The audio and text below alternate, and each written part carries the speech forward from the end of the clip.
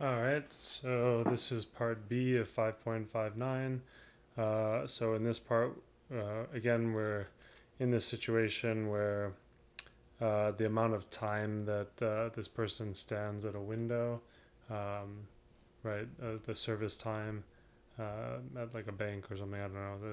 Yeah, it is a bank, so is going to be exponentially distributed. So they get there at 4 p.m. The mean waiting time is going to be, or the mean amount of time it takes to, to deal with this teller is going to be 3.4 minutes. So now we're looking at, we want to find the probability that they're still going to be there at 4:04, given that they were there at 4:02. So remember in part A, we said the probability that they're there at 4:02, right? That's going to be the probability that they're at least there for 2 minutes, right?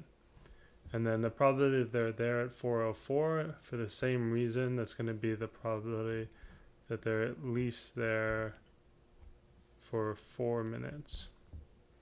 That's what we're looking for. Because if they're there at 4:04, that means what?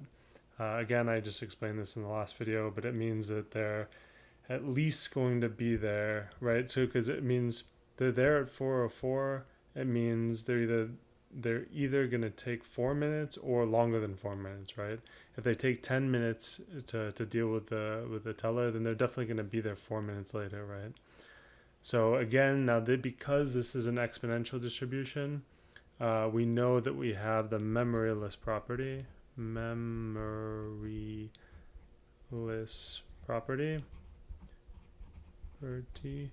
that exactly tells us that if we're in this situation, right? Again, I'll draw our timeline. So this is 0, so that's 4 p.m. This is going to be 2 minutes later, so this is 4:02 p.m. And this is going to be 4 minutes later, so that's 4:04 p.m. Right?